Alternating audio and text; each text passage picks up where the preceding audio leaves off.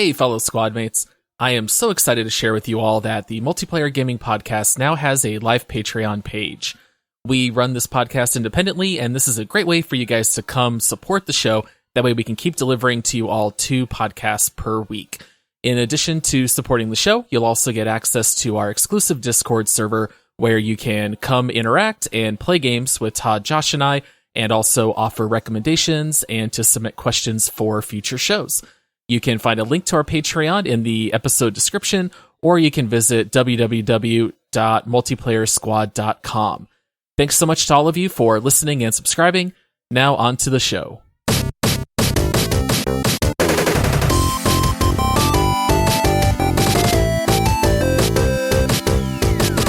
Hey everyone, thank you for tuning in and listening to the Multiplayer Gaming Podcast. We are just a couple of dads who love to chat about gaming, and we are so glad to have you guys with us here today. You can find us on social media at Multiplayer Pod, and if you'd like to help support the show, get access to our Discord server and other cool stuff like that, you can visit multiplayersquad.com, where support starts at just $5 a month. I am your host, Paul, and with me, he's starting to look more and more like a mountain man. It's getting to be a pretty bushy beard there. It's my co-host and my good friend, Josh. You know what's great is, watch this, Paul. I'm going to just fluff it, and then I look like Wolverine. Wow. So every now and then, I'll just come around the corner with my beard all fluffed up, and then my wife is like, yeah, you're not Wolverine. Okay? And then I'm like, yes, I am. I almost brought it up last week, and then I figured you were going to shave it, but are you going to keep growing it out? No, I mean, I got to keep it respectable, but I'm not going like full on like bushy, lumberjack either. Very nice. All right. Well, before we get started, we've got some big news, Josh. We've got a milestone that we hit here. Dun, dun, dun, the 200th review. 200. We did it. We actually went over 200. So you guys and gals all came through like gangbusters. We had a flood of reviews come in. And one person, it was the lucky 200th reviewer. Oh, I can't wait to hear it. You know what I love, though? Like, we know, I just want the listeners to know that we know when we have somebody that leaves us a review and then edits their review to try to get the review to the front of the pack. Right, to bump it back to the top. Yes, like we're aware. We know what you're doing. And we're not opposed, don't get me wrong, but But all right, so the grand 200th review comes in from Ethan Games A-Low. Thank you, first of all, Ethan Games Elo, for the 200th review, and it is titled Amazing Podcast for Gamers. And he says, I was trying to find gaming podcasts for months. I could not find any that were clean, funny, and not hard to keep up on. As I was in the car and trapped in a seat, I needed something or someone to entertain me. So what I did was, of course, searching for podcasts in my interests. I was about to give up until this podcast came up. And it was such a good podcast. Great hosts, funny, great podcast for the car when you're bored and when you're gaming. Thank you, Ethan. That should be our tagline. Great for when you're bored. The Multiplayer Gaming Podcast. I don't know if that's the best. Like, man, I got nothing else to do. I guess I'll listen to these guys. It's mediocre if you've already got some other stuff going on, but it's great if you're bored. So I'm totally for it. Awesome. So, yep. Thank you to everybody that left us reviews. I guess our next milestone is going to be what, like 250? Sure. Let's do the push. Got to keep right going. Now, we're announcing the push for 250. We're only like 47 short. All right. So today for you guys, we have a bonus round episode, and I'm really excited about this one because we decided to solicit questions from the community, and you guys really went all out. We got a ton of questions. We got them over Instagram, Twitter, Discord, and we just collected all of them here today, and we'll see how many we get through. But many of these are gaming related. Some of them are not. So this is kind of a chance that we have to go outside a little bit of our normal zone.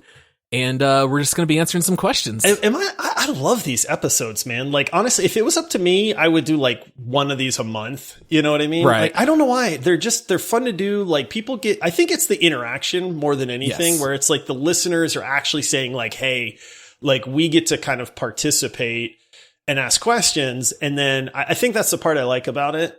Sometimes the questions can be funny or it's kind of interesting to do that, but I don't know. These are some of my favorite episodes. It makes me feel like at least someone wants to hear it instead of like, we're going to ram Cuphead down your throats whether you want it or not. Like no one requested it. Yeah. But at least when it's listener questions, at least it's prompted by someone other than else. Yeah. All right. Josh, you ready to get put on the hot seat? Because I've gone through these questions and they're hard hitting. I'll be honest, this is no surprise to anybody, especially you, but I did see a few of these questions, like the ones off of social media. But then in traditional Josh fashion, I did not do my homework, look at all of the questions. So some of these might catch me a little off guard. Sure. Yeah, that's very much your MO. My MO is the one who way over prepares on it all. So, it balances each other out.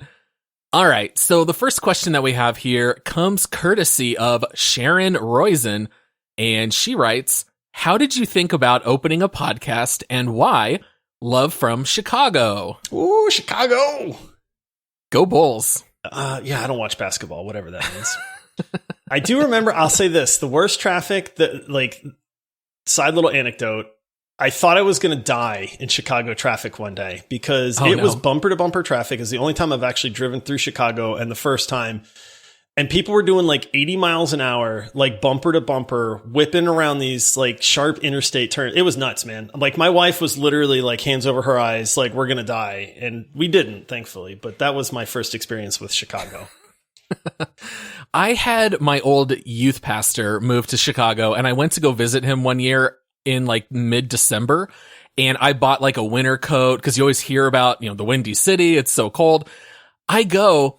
And they had this like weird hot streak where the lows were in the 50s for the whole week that I was there. And then I just had this giant winter coat that I brought back to Phoenix, never used it again. I was going to say, you don't need that anymore. No, definitely not. All right. So Josh, what's your recollection? How did we end up starting the podcast? I mean, it's really, it kind of just came about where anytime we would game, we'd be waiting on that one friend to hop on, right? So we're going to hop into Overwatch. We've got 4 of us and we're waiting on our one buddy who's like, I'll be there in 5 minutes. So we didn't really want to like start a new match. And so we'd all just get to talk in video games and, we'd goof off and we'd laugh and stuff like that. And then I have to give Todd credit because I'm pretty sure it was Todd's idea where he was like, guys, we're always talking about video games anyway. Like, why don't we just do a podcast where we talk about video games? It's not any different than what we're already doing. Right. And it was kind of like, podcast, whatever. And then Todd kept pushing for it. And then all of a sudden it kind of became this thing where we were like, let's give it a try. Like, let's turn on the microphones and actually record us talking about games. And man, it was terrible at first, man. Probably not great. I actually still have in our archives 3 out of our 4 practice episodes. Do you really? Yeah, and I always wonder if one day we should release it because it sounds terrible. No one knows what they're doing. We had a 4th guest in our very first test run. I forgot about that. Me and Todd's other brother-in-law, Jason. He joined us and we ran a couple and I just remember our test run on PUBG was so bad that I deleted it. Like it does not exist anywhere on earth. Wow. It is just gone, lost in the internet somewhere. Yeah. Well, I mean, probably for the better, to be honest, because those early practice episodes, I don't think people realize like it's not as easy as you think. Like, don't get me wrong. Like anybody can make a podcast, but to try to make it decent, and you really do have to practice and kind of work out, like iron out some of the bad stuff there, I guess. So I feel like we've come a long way. Let's in my mind. Anyway. Oh, for sure. Yeah. No, if you go back and listen to our old episodes, I think especially the audio quality, the flow, I think everything's a little bit better now. Yeah. What's funny is when we started the pod, I was really lobbying for a completely different podcast. Todd was the one really pushing video games. And I said, I just want to do like top favorite lists. Like, let's just do top 5 movies, top 5 favorite fast food restaurants, or, just breaking down lists like that. But then ultimately I said, I don't know how anyone would ever search for that, because no one's going to know to search for like the top 5 podcast.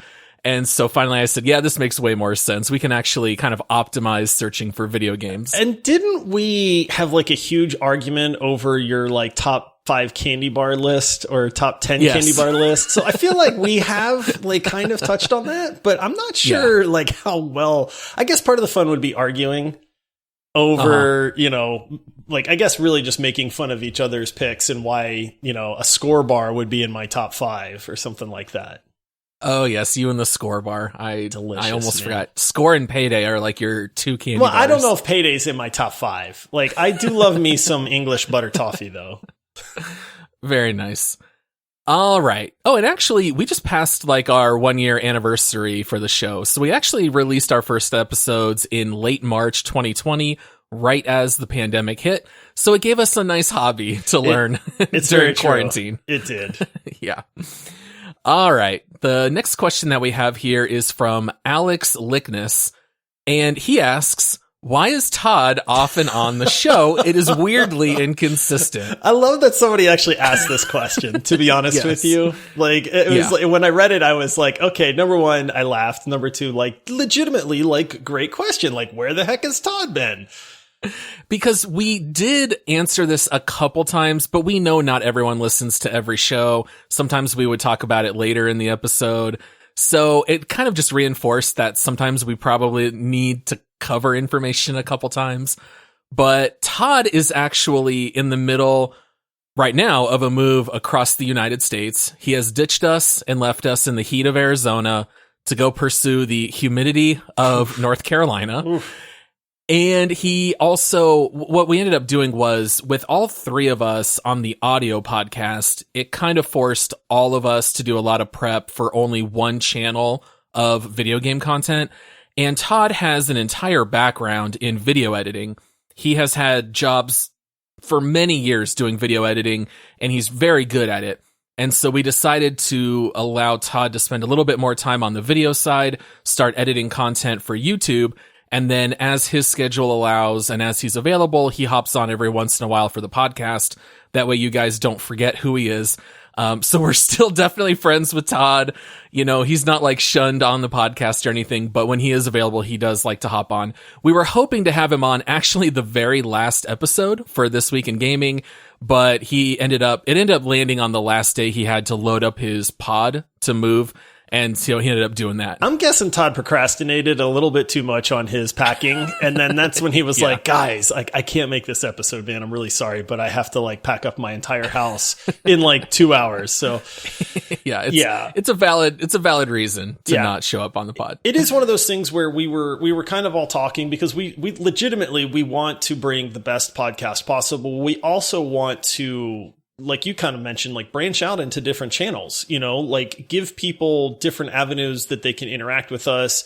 And obviously one of the things that ties into gaming is video of gaming, whether it's just some gameplay footage that we have, funny moments.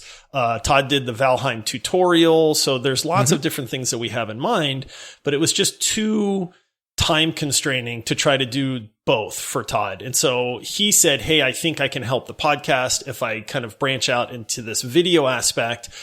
But, with being a family man as well, like I have to give up some time somewhere. And so the everyday audio podcast was one of those things where he was like, I won't be able to make all of the actual recordings. So, and then a move hit. So it is kind of the perfect storm, like you said, where it's not that Todd is going to be on once a month, every 2 months. He just happened to move in the meantime. So it kind of all combined there. Yeah. He also gets the joy of scouring through hours of video game footage to find something interesting. And I'm just glad that job's not mine because that sounds pretty awful. Kudos to Todd. Plus, we try to ruin half of the stuff that he has planned because like any good friends, we do not cooperate very well. Yep.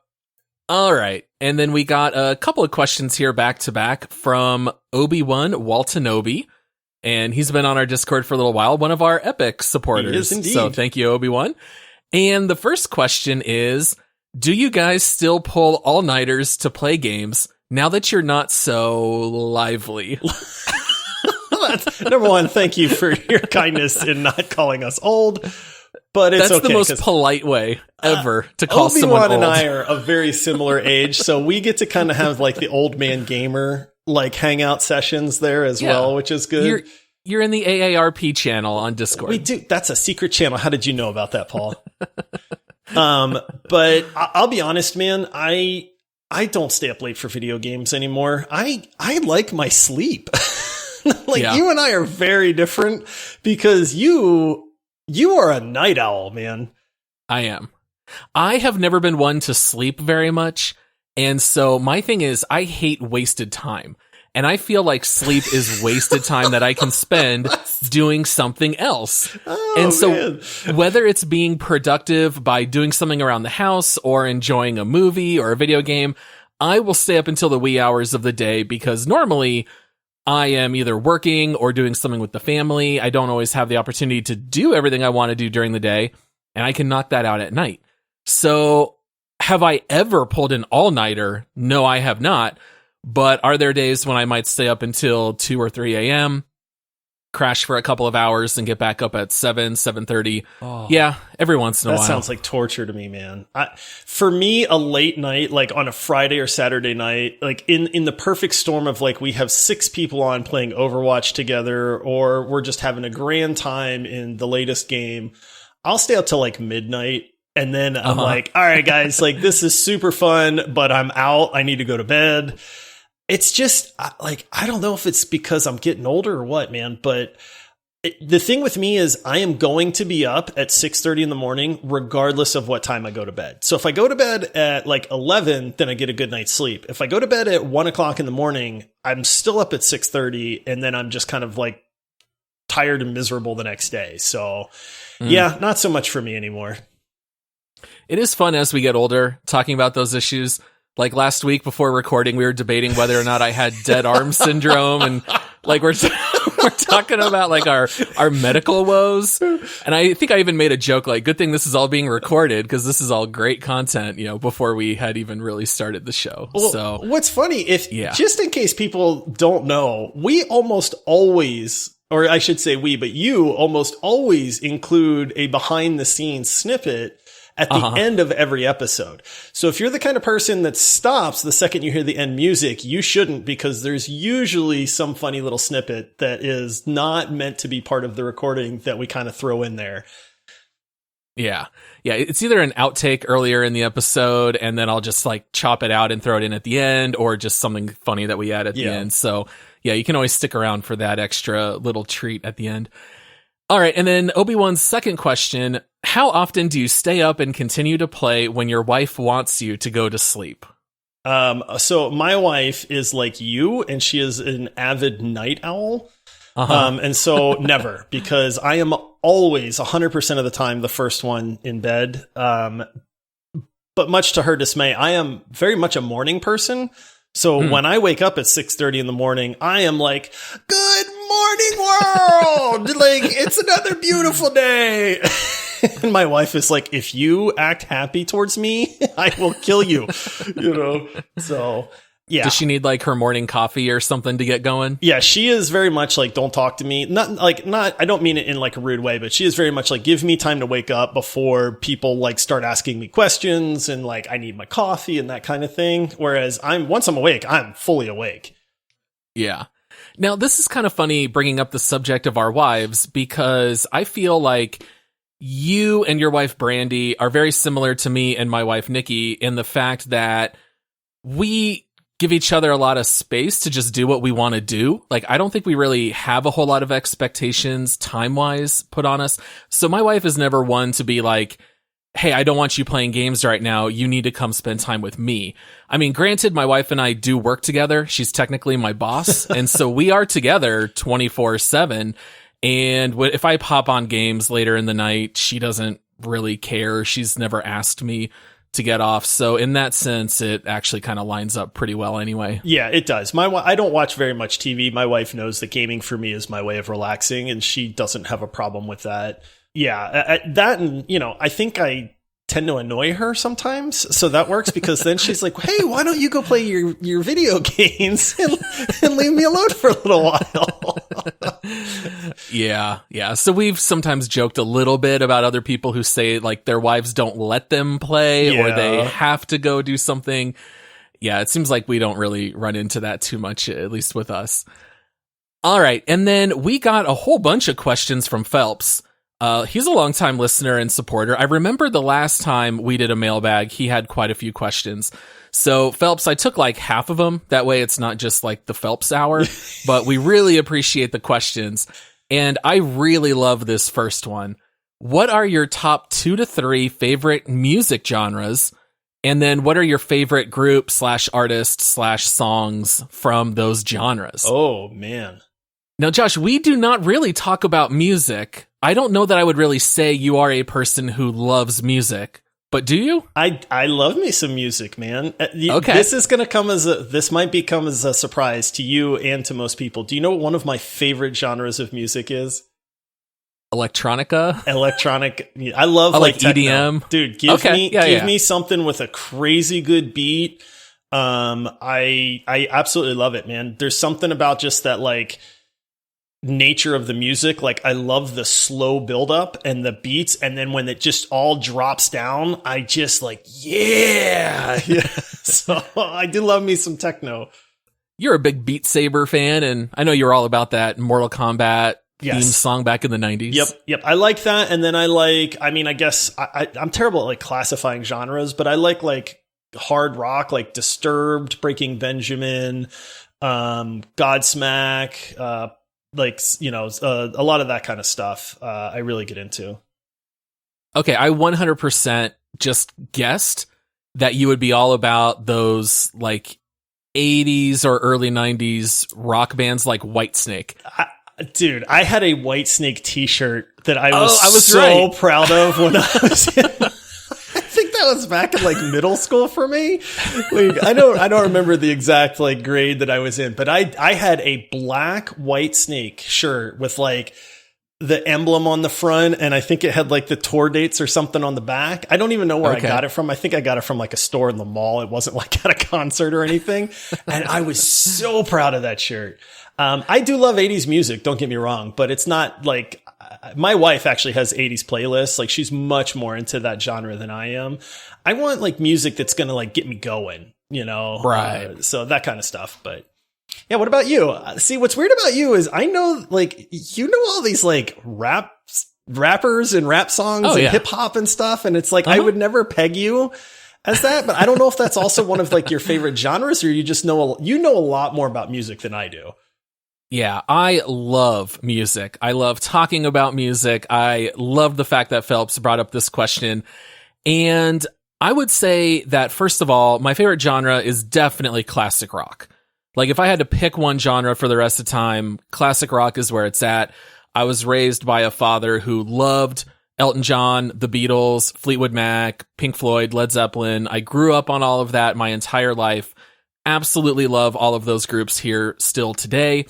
If I had to pick like my favorite classic rock song, I know it doesn't really sound like classic rock, but that's how Wikipedia classifies it. But probably my favorite song ever is You Don't Own Me by Leslie Gore. Maybe you don't know that one by name because it looks like you're a little confused. I'm sure I know the song. You would know it if you heard it. One of the funny things is that it's kind of like an anthem for women, but it's my favorite song, and it was actually written by 2 men, which is just kind of like one of those funny trivia facts. Like when you hear the lyrics to that song, it was actually written by men.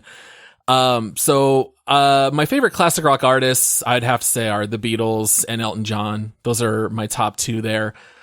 I do also really love rap. I was in junior high in the late 90s. Like everyone was listening to Biggie and Tupac. Wu-Tang Clan came out. I remember because I was not allowed to buy explicit lyric CDs. So I bought all of these albums from Walmart because they would edit all the CDs. And I remember bringing like my Wu-Tang albums to class whenever they would let us play music. And just because you edit out the curse words doesn't change the content of the songs. And absolutely there were times when the teachers looked mortified and it was like, yeah, we're not going to be able to play this. But There's not a whole lot of recent rap that I've really been into. Probably the last song in the last few years that really stuck with me is a song called Fourth Dimension by Kids See Ghosts. And that's actually a duo of Kanye West and Kid Cudi. And that's that's a banger. So if you like those deep bass, energetic songs, it also samples a Christmas song from the 30s. And so you hear that in the background, but then they bring in the drums and the heavy bass, and that's a great song to listen to if you haven't listened to any rap in a while.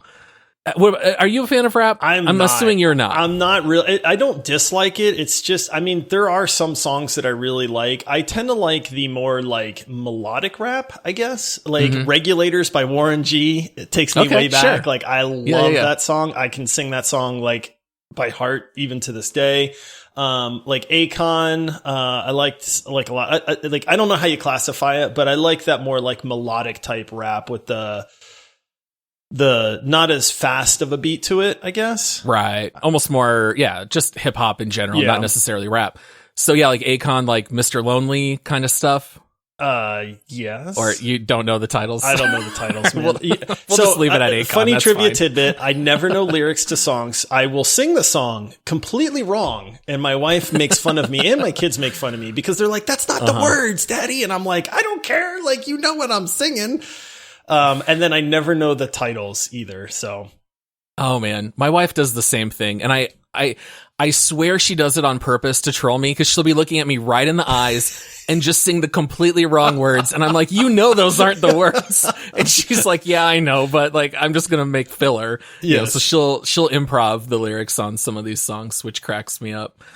Oh man. All right. And then, last genre I'll throw out there. I love pop music. I'm not ashamed to say it. Radio friendly stuff. I'm all about it. One of my favorites is Cher Lloyd. She is an artist from England, and None of My Business might be my favorite song from the last few years. All right. I'm going to ask a question, because this is always a funny one, not to get off on a music tangent. What is your number one guilty pleasure song that you generally would not admit to most people that you love listening to? All of them. Barbie Girl by Aqua, I listened to within the last week. A pretty good song.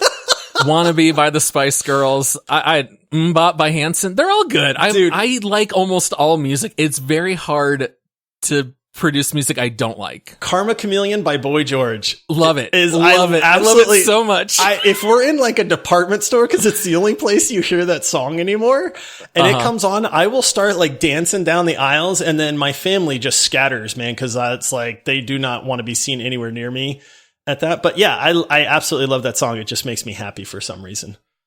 You're my lover, not my rival. I used to play that song so much that when my son Jackson was like 3 years old, he would run around singing Karma Chameleon. Yes, so it's such a good song. I'm for you. Yeah, I'm all for it. Oh, goodness. Oh, the listeners have learned a lot about us already. Yeah.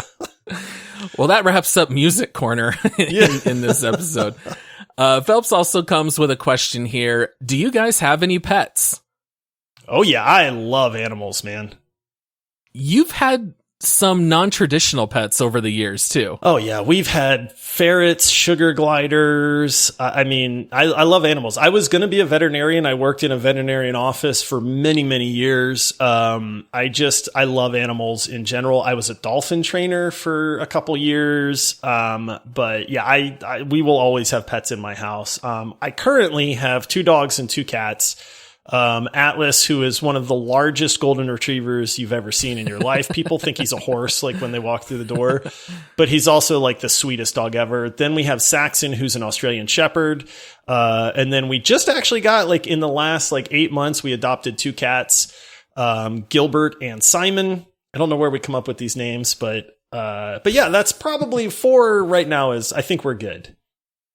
Yeah. And if you're a close listener, You'll hear Atlas every once in a while. He likes to chime in. Yes, he does like to be on the show. I remember, I think it was Atlas, where like every time we'd go to your house, he would just run full speed, but he couldn't stop because of like your hardwood floors, and he would just slide into all the furniture, and he would like knock it out of place because he's such a big dog. Yeah, and he's clumsy. Yeah. So that's funny. On our end, growing up, we never had pets. We were not allowed to have any. So literally the first thing I did when I moved out, and I was sharing a house with my friend Eric, and I went to, as much as I hate to say it, a puppy store at the mall. I saw the world's cutest pug. I had to buy her. I applied for a line of credit. Oh, wow. And this is when I was 21 years old. Okay. And I decided, let's go get a $4,600 loan. Oh my goodness. To get this mall pug. Oh, no. And you know what? Lexi was worth every penny. That's because true. I loved that dog so much. And she just recently died. I think she was 16 and a half. And we have another pug, Max, who's not too far behind her. He's definitely in his last days, but, you know, those are our two pugs. I think once Max dies, we probably will take a break from pets for a while. But my kids already know it's near the end for Max, and they're a little upset and already talking about wanting to get another dog. So I think I'm going to have to really try hard to fight that off, because I think the rest of the family happen. You're going to have another dog within like 3 months tops, man. I'm telling you. I've always been a sucker for the shortened snouts. So I love Boston Terriers. I love French Bulldogs, pugs. Oh, English Bulldog's one of my favorite dogs, man. I've never owned one, but I keep telling my wife one day we'll have an English Bulldog. Oh, they're great. Although they do drool. Yes, but I do too. So it's, you know, what's the difference? Brothers in crime. All right. And then the last question from Phelps is, do you have a favorite single player game storyline? Probably for me. I mean, dude, I hate to keep going back to this but I love The Witcher 3, man. You know, I think it's part of one of the reasons why that game is at the top of my lists is I love like the whole wild hunt aspect. I like the warring factions, you know, with oh my goodness, I can't even think of the names now. I'm drawing a blank. But anyway, you have like your three main factions that you know, are at war, and they're fighting each other. And as the Witcher, they keep wanting to like draw you into that. You know, the whole thing with like Ciri, you're trying to save her. Like, there's just so many moving parts to that, and so many interesting and unique characters. There's like espionage and backstabbery and all that stuff, but then there's like heroes and you know, trying to do good for people and that kind of stuff too. So I really like the Witcher 3 story. I think that's one of the reasons it's one of my top games. Yeah, I think for me, I would say number one is the Mass Effect trilogy, despite it getting bungled a little bit at the end. Mass Effect 1 in particular, I love so much because it's just like good old-fashioned sci-fi where humanity has now discovered things that allow them to travel faster than light. They find out that there are these intergalactic councils that govern over all these different species, and humans are trying to prove their worth in the galaxy. And so you get to play as Commander Shepard. You're the first Spectre who's added as the human representative to the board, and stuff quickly goes sour. And you find out that there are people who backstabbery, which you said you enjoy. You know, Saren is backstabbing the council, and he has sided with this race that comes around every 50,000 years and wipes out all living organisms. And then you just get to take things from there. There's a lot of mystery, a lot of things to uncover. I absolutely love it. And I really love Red Dead Redemption 2. Arthur Morgan That's such a good story in that game.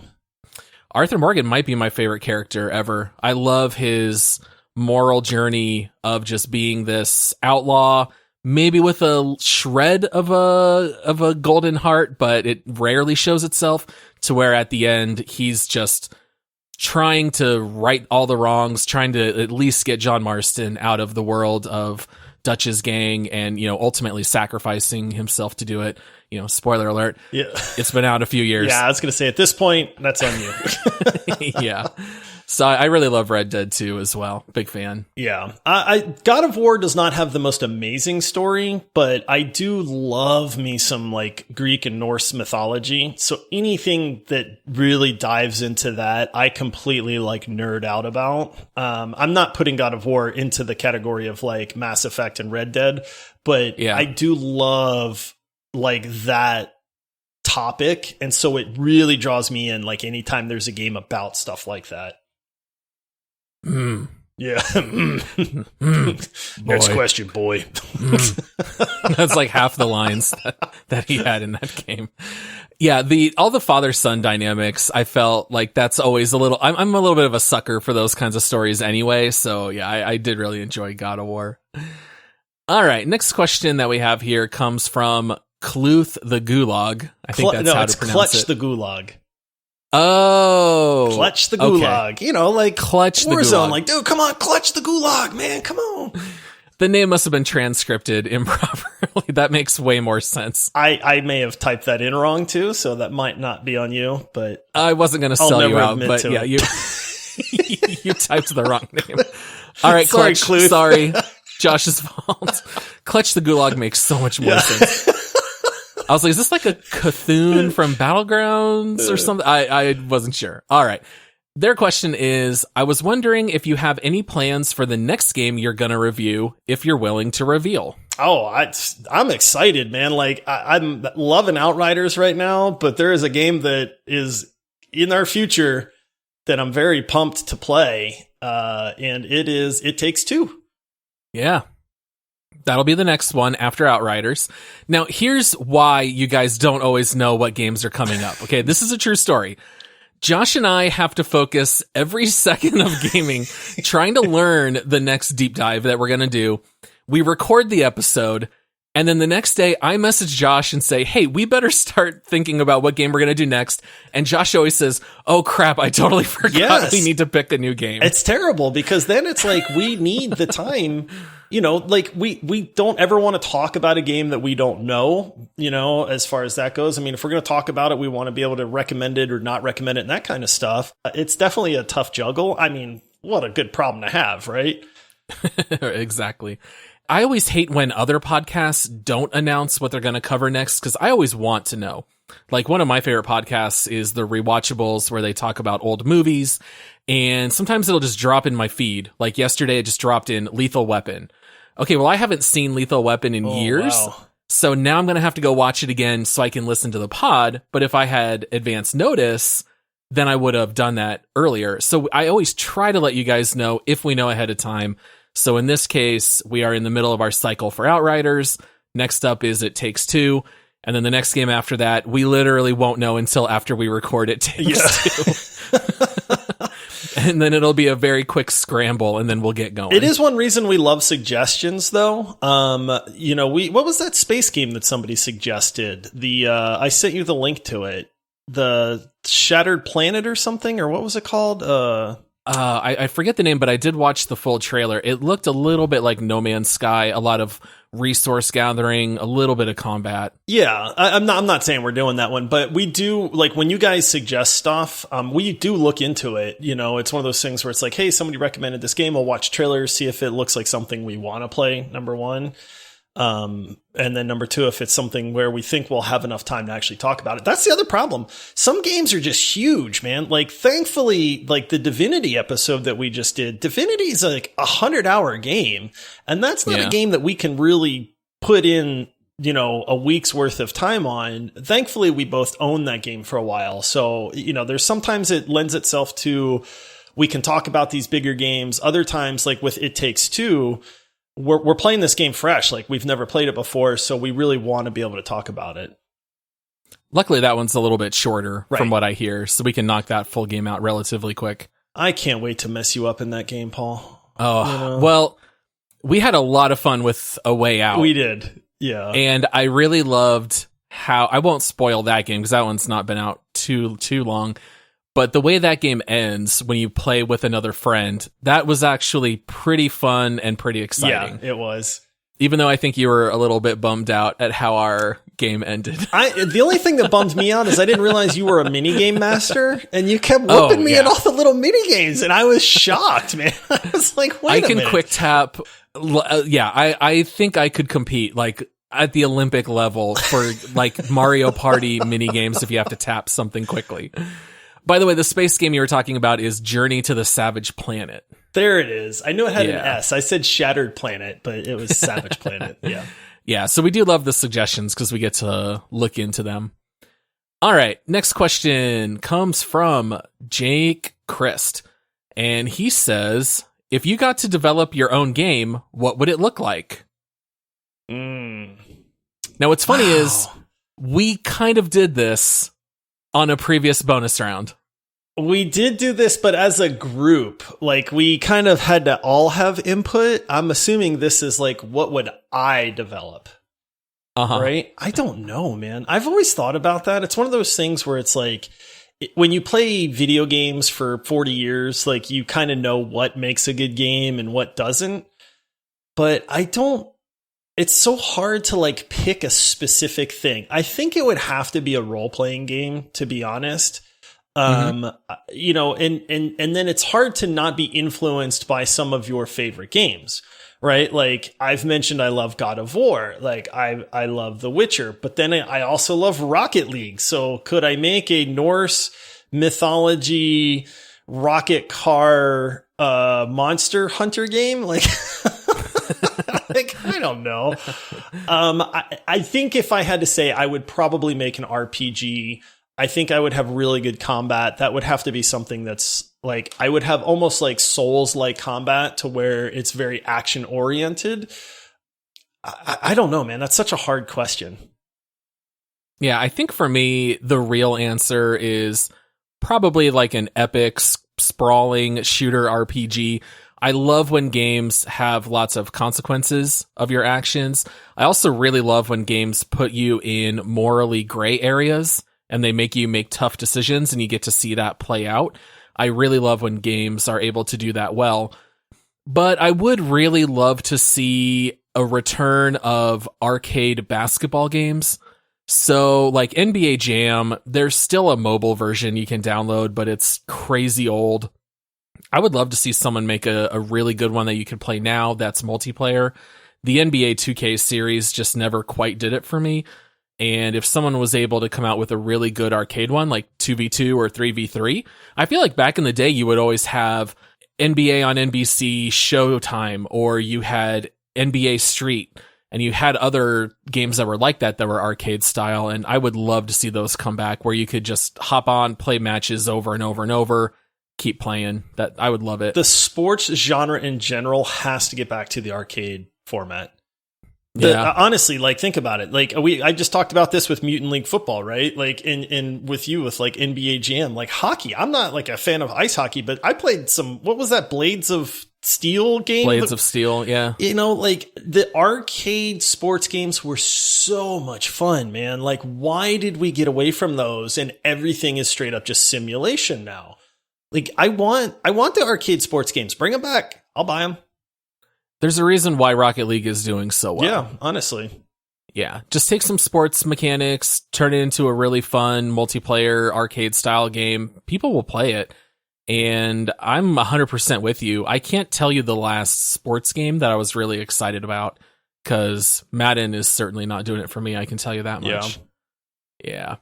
All right, next question here says, if you could be a Marvel superhero, who would you be? Oh, man. I mean, that's a great question. I'm kind of starting to look like Wolverine a little bit. That is a really good question. But you know why this question's so good? Because it's like, do you go for just straight up like strength?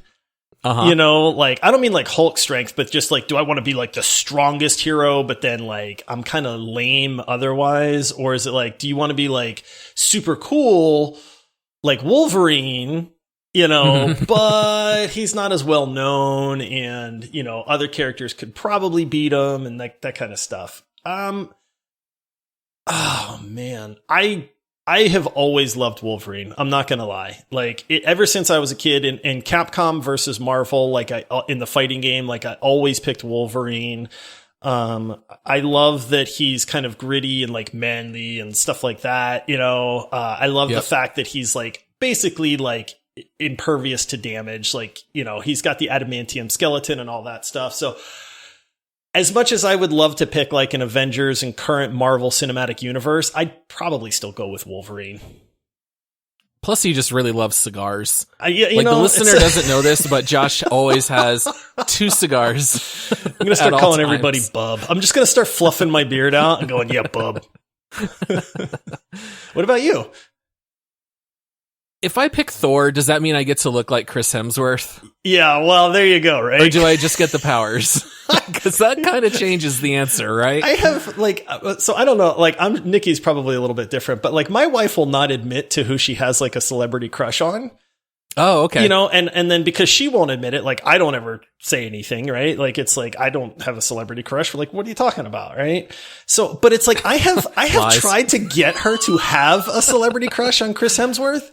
Like, but I don't know if she does or not. But I'm like, I'm trying to like will it on her because it's like, if you were going to pick a guy like other than me to be attracted to, at least I could understand that one. Yeah. It's just like an irrefutable fact that Chris Hemsworth is a handsome man. Yes. Like that's not even up for debate. Right. Yes, exactly. So, I mean, yes, because I mean, I guess Thor in general is a good looking dude. And if you picked him from the Marvel universe, then yes, you get to be Chris Hemsworth, I suppose. Now, are we talking that like, might have to be my answer. Now the issue here is that you have to specify like, I want happy Thor. No, not the beer belly giving up beer Thor. Belly Thor. Hey, he plays games. He does. We're playing, what were they playing? Fortnite? I don't remember. I just remember, yeah, that he had like all the beers and was playing games. Hilarious. Yeah. You know what? Even that Chris Hemsworth with the fat suit, he's still 10 spots higher than me. I'll tell you that much. You know, another good pick. I was thinking about saying Thanos because maybe you could even qualify him as a superhero. You know, Thanos did nothing wrong. Thanos is a great pick, and I thought about doing that, but I'll stick with Thor because I think you're supposed to pick a good guy. Yeah, I mean, Thanos is good in his own mind. That's right. Those are the best villains. See, for me, comic book movies sometimes work really, really well, and sometimes I don't care for them at all. A lot of it rests in having really good villains. Like The Dark Knight is just so good because of the Heath Ledger Joker. Oh, yeah. And even the Avengers movies, I think a lot of it rides on the fact that they had Loki and Thanos. And, you know, even like other villains that just haven't really quite had a lot of attention, like Doctor Doom.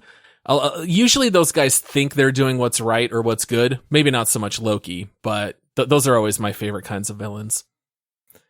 All right, we got time for a couple last questions here. Next one that pops up is from Ace of Shame, and he asks, what's your favorite game series that has absolutely ridiculous and complex stories that make no sense, but you love that series anyways?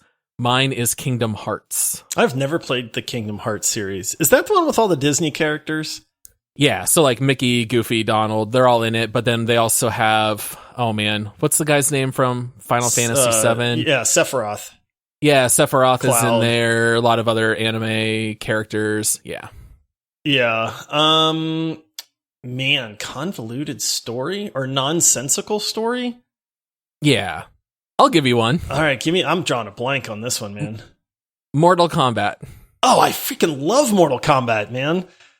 Yeah, but the idea that this is like a tournament to the death, first of all, I don't know how many people are really going to enter that tournament, but then all these guys just keep showing up in the next Mortal Kombat without any kind of answer, and then it's just starting all over. That's all right. That's a great pick. I can't wait for the new Mortal Kombat movie.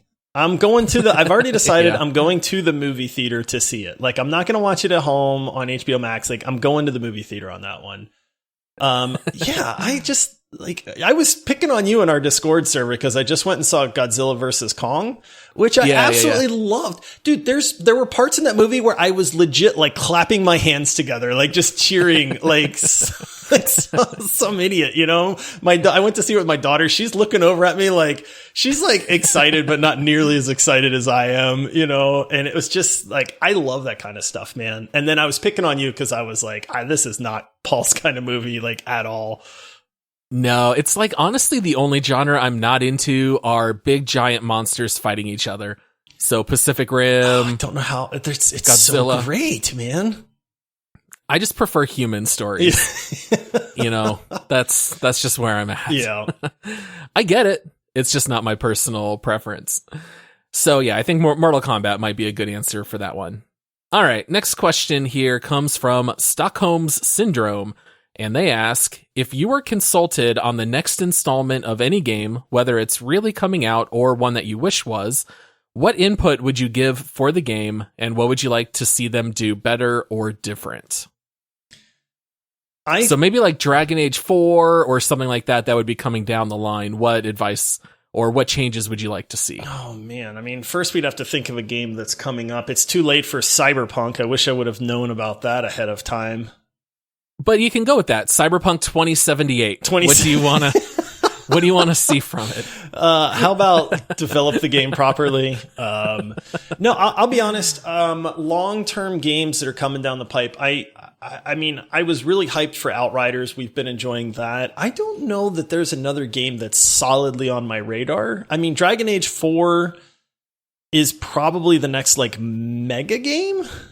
Right. You know, one of the things like for that series is keep the combat really enjoyable. It's like they've got the story and the characters and the lore and all that stuff down, but you've got to keep the combat like fast paced, enjoyable, tactical. You know, I like that it's real time. I like that you can pause it if you need to. Like that's a really good thing. But I was going to say like in just about any game, whether it's Dragon Age or not, your controls have to feel really good. Like, it's one of the things that makes Rocket League so enjoyable to me is the controls are spot on, right? Like, I'm trying to think, like, Witcher, right? Like, I've gone back and I've played Witcher 3, but the controls in that game kind of suck, right? It's one of those things where your character kind of turns on this weird axis and you can't, like, turn straight around because they want to, like, you know what I mean? Like, turn these, like, weird, like, 30-degree angles every time. I don't know, man. Like, it's got to seem fluid. If you can build fluidity into your game, it's already going to be miles above other stuff to me. Gotcha. Yeah, I think when I first heard this question, I immediately thought of Dragon Age 4, and I would just say I really want them to stick with combat pretty similar to Inquisition. I felt like Dragon Age Origins was a lot of fun, but it was kind of slow, more like that Divinity Original Sin 2 style. Yeah. Dragon Age 2 was just a little bit too arcade style combat where you really didn't have to think or do anything. You just kind of mashed buttons. Yeah, I didn't like the mindlessness of that. There's a fine line there. Yeah. You know, I do like that I like the live action and I like that part of it because it makes the fight seem, you know, more real time and important, I guess. But it can't just be like cartoony, actiony either, because that doesn't really fit in with the story. Yeah. So I know I'm kind of in the minority of absolutely loving Inquisition. I played through it several times, and I would just love to see them pretty much keep the combat the way it was. Similar storylines. I love it. I love the fact that they're continuing the storyline with Solus and everything to do with him. He ended up being one of my favorite video game characters ever, especially given all the twists late in Inquisition. So I'm very hyped for that one. All right. And then the next question here comes from, he recently earned his doctorate because he changed his name on Discord, but he is now Dr. That Cat Gaming. Congratulations, Doctor. Yeah, I think that was just a self-name change, but That Cat Gaming has now evolved to doctor status. And he asks, will you guys ever play or cover Minecraft? If not, why? Oh, the real questions are coming out. Yeah. I love the last part because I think he knows the answer's not anytime soon. Now, we did say on our 500th episode that we would cover Minecraft, and people have already held us to that. Yeah, keep in mind we release about 100 episodes a year. Yes. So this is years down the road. I won't say it's impossible. Like, if you had asked me, would we have ever reviewed Terraria? Like, that would have ranked up there for me. But Terraria was a very happy surprise for me. But I had never played Terraria before either. I have played Minecraft, both survival and creative. I don't know that we would have a lot to add. People already know Minecraft, right? Like, and I know that we talk about games that have been out for a while, but Minecraft is so well known and it's been out for so long that it's like, what could we legitimately talk about other than like trying to share stories that we encountered while we were playing. But you and I both know that if we played Minecraft together, I would do nothing but just blow you up with TNT the whole time, and Right. demolish your houses and stuff like that. Like it would just turn into like a troll fest, which I would love. Don't get me wrong, but I don't know that that would translate well to like an hour-long podcast about the game. So my short answer is no. We'll probably not ever cover Minecraft. Yeah, I mean, I've seen my kids play it a little bit. I have not played it very much at all, just a couple minutes here or there. My kids mostly did stuff in creative mode, which I have absolutely zero interest in. I don't want to go in and build stuff. I was the kind of kid who had a lot of Legos, but I had to follow the instructions. I could not just freeform build stuff. I'm not good with that kind of stuff. And the idea of doing that in a video game just does not sound entertaining to me, so I would never get into that. Survival mode, I don't know a whole lot about. Like previously mentioned, Obi-Wan Waltanobi will post these Minecraft updates that are probably mind-blowing, but to me they just don't mean anything because I don't play Minecraft. And just when I read them, it's always just like, well, did you know you could combine these two things to make something else? And to me, in my mind, it's just building things one pixel at a time, and you're just constantly crafting stuff. I don't know. Maybe I'm just ignorant, but I don't really know what there is beyond that. Yeah, I struggle with pure sandbox games too. It's just one of those things where if I know that there is an aim in Minecraft, like you can go to the Nether and you can fight the Ender Dragon and that kind of stuff. So I get that there's a point, but more so than not, I feel like Minecraft is just a big sandbox, and I struggle with those because, again, I just default to like what's fun for me, and that's just blowing stuff up or digging a huge pit that you're going to fall into when you're trying to mine, and then laughing, that you fell into lava and lost all your stuff. So it's, I don't know. I probably not, guys. I know there's people that want us to review Minecraft, and there's people that have been like, hey, I'll love you guys forever and stuff, but it's just, there's so many other games out there to play that maybe people haven't heard about that we can get people interested in. Like that's one of the goals, is to like talk about these games that maybe you haven't heard of, or you've heard of, but you've never really dug into. And then you find a game that you absolutely love, and it's because you listened to an episode about it or something like that. Minecraft, everybody knows what Minecraft is. I don't feel like there's a lot to add there. I hear you. And then finally, the last question, since we only have another minute or two. This one comes in from Reed, and it says, what are some of your gaming memories of LAN party type events? Also, what games would you recommend for a LAN party in the modern day? Me and my friends usually do Halo, Master Chief Collection, Rocket League, and Minecraft when we play split screen. I was going to say Rocket League in the current day and age is phenomenal. You can do so much. I mean, you can do one-on-ones, you can do 2v2s, 3v3s, so it kind of scales up. I do not like the 4-on-4, like they call it chaos mode, because it is just chaos. There's never any boost. It's just absolutely nuts to try to do like 8 people on a Rocket League course, but I think Rocket League translates really, really well. You can do tournament format, you can do winner stays, so there's a lot of variation there.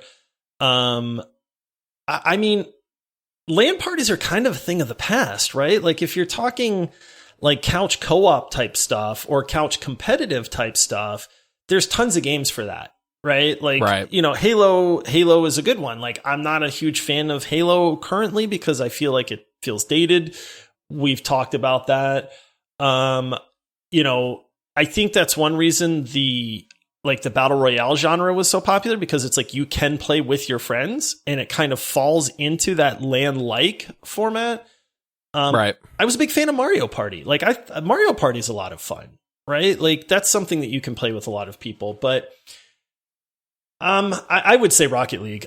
To me, that's the one game where you can give a controller to somebody that's never played that game before, and they can drive the car around and hit the ball. And then you can give the controller to somebody that's played 1,000 hours, and they're still learning stuff and getting better at the game as well. Yeah, I think I would say Left 4 Dead and Vermintide are solid picks.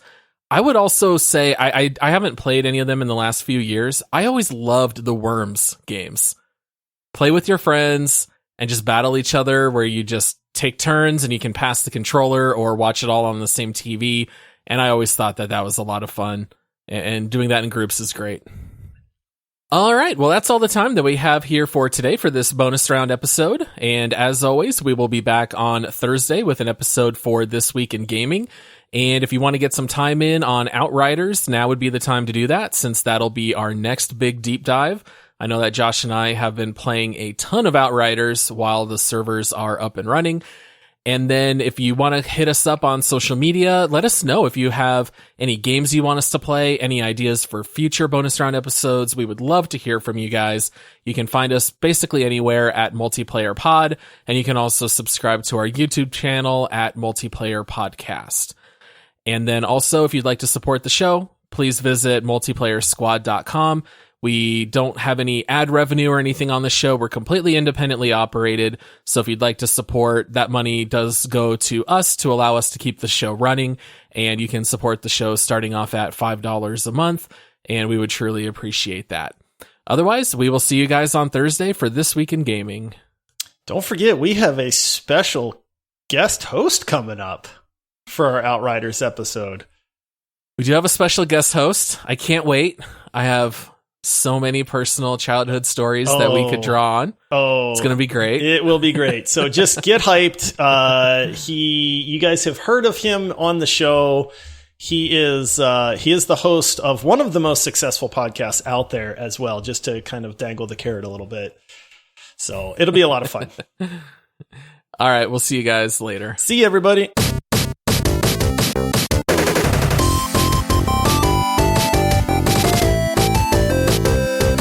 All right, ready to go? I am. Let's do it. One last throat clear. I know, right?